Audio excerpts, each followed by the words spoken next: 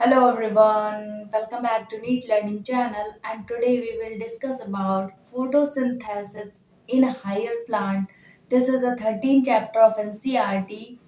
तो हाँ, इस चैप्टर में हमें क्या पढ़ना है कि फोटोसिंथेसिस जो प्रोसेस है जो कि एटमॉस्फेयर के कई सारे फैक्टर्स से मतलब होती है। ठीक है, अगर आपका लाइट प्रॉपर है और कार्बन डाइऑक्साइड प्रॉपर मिल रही है, वाटर, तो ये सारे जो पिगमेंट अगर मिल रहे होते हैं तो हमारा फोटोसिंथेसिस की जो प्रोसेस है जिससे आपका फूड जो है प्लांट्स बनाते हैं तो वो प्रॉपर बना पाता है। ठीक है, कौन सी प्रोसेस है? फोटोसिंथेसिस की।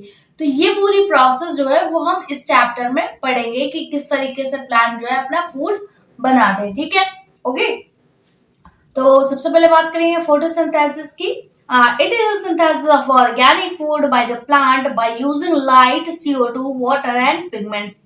तो ये क्या है, मतलब फोटोसिंथेसिस की प्रोसेस क्या है कि इसमें जो प्लांट्स होते हैं ये एक ऑर्गेनिक फूड बनाते हैं। कौन सी प्रोसेस है? फोटोसिंथेटिक की प्रोसेस है, जिससे कि वो अपना फूड बनाते हैं किसके हेल्प से? Light and carbon dioxide and other pigments के थ्रू एंड वाटर के थ्रू। ठीक है, नेक्स्ट पॉइंट देखिए, it is a reductive process because there is a utilization of carbon dioxide and production of energy. तो जब ये मतलब ये पहली प्रोसेस इन्होंने क्या बताई कि ये कौन सी प्रोसेस है? रिडक्टिव प्रोसेस है। ठीक है, क्या है? रिडक्टिव प्रोसेस है। क्यों रिडक्टिव प्रोसेस है? क्योंकि इसमें कार्बन डाइऑक्साइड जो होती है वो यूटिलाइज हो रही होती है और उसके बाद एनर्जी का प्रोडक्शन हो रहा होता है। ठीक है, ओके, इसलिए इस प्रोसेस को क्या बोला गया? Reductive process. ठीक है, नेक्स्ट पॉइंट क्या है? इंटरग्रोनिक प्रोसेस है। क्यों? क्योंकि लाइट एनर्जी इज ट्रैप्ड। ये क्या है? इंटरग्रोनिक प्रोसेस है क्योंकि इसमें लाइट का जो है वो यूज होता है। ठीक है, ओके, जो सनलाइट होती है उसको ट्रैप किया जाता है प्लांट्स के थ्रू और उसके बाद फोटोसिंथेसिस की प्रोसेस करी जाती है, इसलिए इस प्रोसेस को ये इंटरगोनिक प्रोसेस भी है। ठीक है, नेक्स्ट एनाबलिक प्रोसेस है क्योंकि इसमें सिंथेसिस ऑफ फूड का फॉर्मेशन हो रहा है। ठीक है, ओके, तो ये क्या है? एक एनाबलिक प्रोसेस भी है। ठीक है, अब हम इसके जो पूरा मतलब जो प्रोसेस है होती रहती है एज अ रिएक्शन के फॉर्म में उसको पढ़ लेते हैं। ठीक है, तो अगर 6 molecule of CO carbon dioxide and 6 molecule of water लेते हैं और लाइट एंड पिगमेंट के प्रेजेंस में जब रिएक्शन कराते हैं तो हमें क्या मिलता है? ग्लूकोज मिलता है। फिर प्लस 6 ऑक्सीजन के मॉलिक्यूल्स होते हैं। ठीक है, और उसके बाद 6 वाटर के मॉलिक्यूल्स जो है वो रिलीज होते हैं। ठीक है, 6 ऑक्सीजन, ठीक है, 6 वाटर के मॉलिक्यूल्स भी रिलीज होता है। ठीक है, तो ये पूरी प्रोसेस जो है वो कैसी है? फोटोसिंथेसिस की है। ठीक है, ओके। तो सबसे पहले बात करिए इंपॉर्टेंस ऑफ फोटोसिंथेसिस की कि फोटोसिंथेसिस के प्रोसेस की मतलब क्यों इंपॉर्टेंस है। ठीक है, इसके बारे में देखते हैं। It is the primary source of all food on the earth. तो अगर हम प्लांट्स के बारे में बात करें तो वो उनका ये प्राइमरी सोर्स है जिससे वो अपना फूड को बनाते हैं। ठीक है, ओके, फोटोसिंथेसिस प्रोसेस क्या है कि वो प्लांट्स के लिए एक प्राइमरी सोर्स है जिससे अपना वो फूड बनाते हैं। ठीक है, फिर देखिए, it is also responsible for release of oxygen in the atmosphere by green plant. जैसे कि हमने रिएक्शन में पढ़ा कि 6 जो है ऑक्सीजन रिलीज होता है। ठीक है, ओके, तो वो जो है ग्रीन प्लांट से जब ये प्रोसेस हो रही होती है तो उसमें ऑक्सीजन जो है रिलीज होता है। ठीक है, ओके, एटमॉस्फेयर में जब ऑक्सीजन रिलीज होता है प्लांट्स के थ्रू, फोटोसिंथेसिस के प्रोसेस में ऑक्सीजन रिलीज होता है किसके थ्रू? प्लांट्स के थ्रू। ठीक है, तो 2 पॉइंट हमने पढ़ लिए कि ये जो मेन फोटोसिंथेसिस के प्रोसेस है फूड का फॉर्मेशन करने में होता है। ठीक है, ओके, जो कि एक प्राइमरी सोर्स है अर्थ में। ठीक है, ओके, नेक्स्ट देखिए हिस्ट्री ऑफ फोटोसिंथेसिस। फोटोसिंथेसिस की हिस्ट्री काफी सारा हिस्ट्री बोला गया, मतलब कि कई सारे साइंटिस्ट ने अपना अपना स्टेटमेंट दिया। ठीक है, सबसे पहले बात करेंगे स्टीफन हेल्स की, फादर ऑफ प्लांट एनाटॉमी। जो स्टीफन हेल्स उन्हें प्लांट एनाटॉमी का फादर बोला जाता है। And green leaves, air and light are essential for the plants for growth and synthesis of food. जो ग्रीन लीव्स होती हैं प्लांट में, ओके, प्लांट में जो ग्रीन लीव्स प्रेजेंट होती है वो एयर एंड लाइट की प्रेजेंस में, एयर एंड लाइट की प्रेजेंस में प्लांट की ग्रोथ उन्हीं के थ्रू होती है। ठीक है, ओके, जितना उनको एयर मिलेगा, जितना उनको प्रॉपर लाइट मिलेगी, उतना ही उनकी ग्रोथ होगी। ठीक है, प्लांट की, ओके, और इसी तरीके से वो लीव्स अपना फूड का फॉर्मेशन कर पाएंगे। ठीक है, ये किसने बताया? स्टीफन हेल्स ने। ठीक है, नेक्स्ट बात करेंगे जोसेफ प्रिस्टले की। pure air is produced by plant and they absorb impure air. तो जोसेफ प्रिस्ले ने बताया कि प्लांट्स जो होते हैं वो प्योर एयर को रिलीज करते हैं अपने से और इम्प्योर एयर को अब्सॉर्ब करते हैं. ठीक है, क्या बताया उन्होंने बताया कि इम्प्योर एयर को वो एब्सॉर्ब करते हैं प्लांट एंड जो प्योर एयर होती है, जो ऑक्सीजन होती है, उसको रिलीज करते हैं, कार्बन डाइऑक्साइड को लेते हैं. ठीक है, ये किसने बताया? जोसेफ प्रिस्ले साइंटिस्ट ने. ठीक है, नेक्स्ट बात करते हैं सैच की. The first storage product of photosynthesis torch. Sachs जो साइंटिस्ट है इन्हीं ने बताया था कि प्लांट जो होते हैं वो स्टार्च बनाते हैं. ठीक है, स्टार्च को स्टोर करते हैं फूड के फॉर्म में. तो उनका जो main storage of food material वो क्या है? स्टार्च है, जो कि फोटोसिंथेसिस के प्रोसेस को वो अपना बनाते हैं. ठीक है, ओके. तो ये किसने बताया था? सैच साइंटिस्ट ने. ठीक है, फिर देखिए, he conclude that a burning candle or an animal that breathe the air after the sometime animal die. इन्होंने एक एक्सपेरिमेंट किया. ठीक है, इन्होंने क्या एक्सपेरिमेंट किया?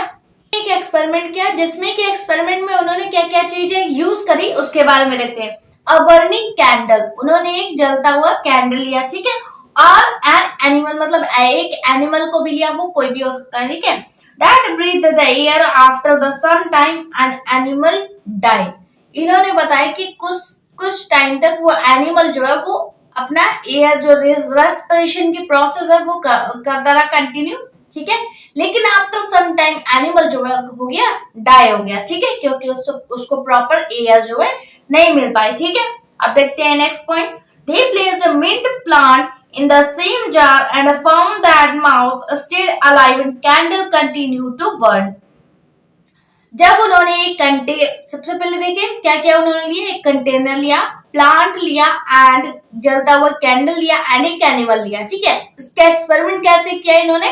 तो सबसे पहले उन्होंने जब ऐसा किया कि एक जार के अंदर उन्होंने जलता हुआ कैंडल रखा. ठीक है, ओके, और उसके बाद एनिमल को रखा, मतलब कि माउस को रखा. ठीक है, तो उन्होंने देखा कि जो आफ्टर सम टाइम, मतलब थोड़े टाइम तक वो ऑक्सीजन ले रहा था. ठीक है, मतलब कि रेस्पिरेशन कर रहा था, लेकिन आफ्टर सम टाइम जब कैंडल बर्न हो गए, कैंडल जो है वो कैंडल को प्रॉपर एयर नहीं मिल पाई, तो एयर के ना मिलने के कारण जो कैंडल है वो बंद हो गई. और उसके बाद जो एनिमल था वो थोड़ी देर तक तो रेस्पिरेशन किया और उसके बाद वो डाई हो गया. ठीक है, ओके.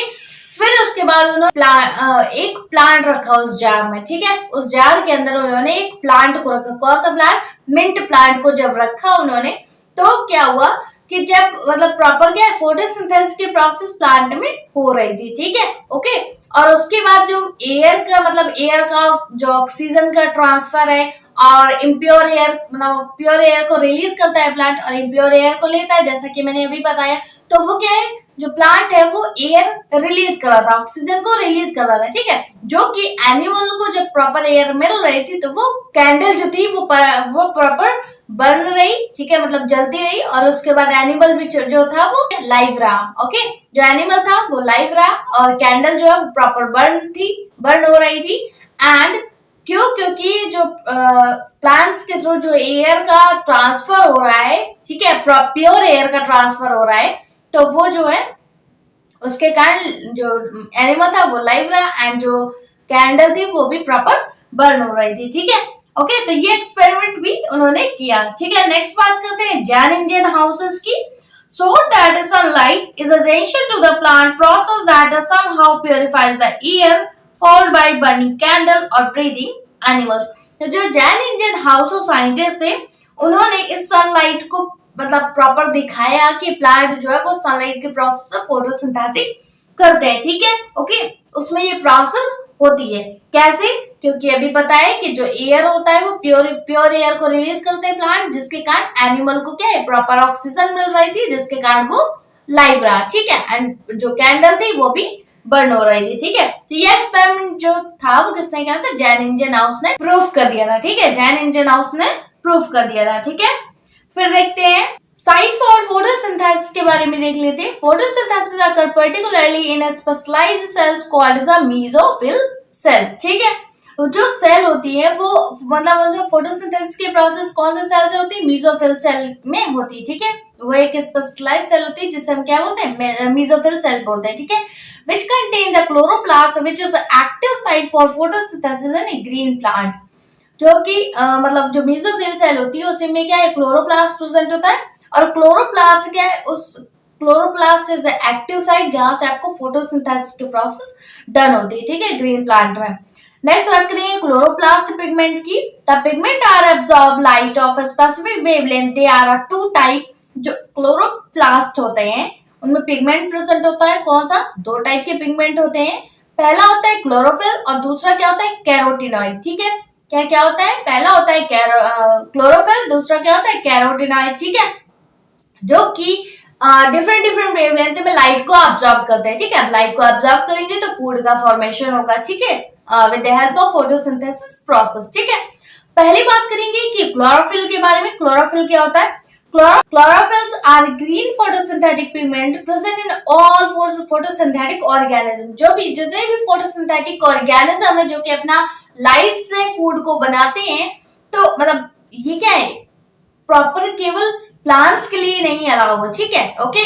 कई सारे एनिमल्स भी हैं जिनमें की फोटोसिंथेसिस की प्रोसेस होती है और उससे वो अपना फूड को बनाते हैं, ठीक है। जैसे कि यूग्लिना हो गया, ठीक है। यूग्लिना जो है वो प्लांट एंड एनिमल्स के बीच का कॉम्बिनेशन है, जिसमें कि वो एक ऐसा एनिमल है जो कि फोटोसिंथेटिक की प्रोसेस भी करता है और केमिकली भी अपना फूड बनाता है, ठीक है।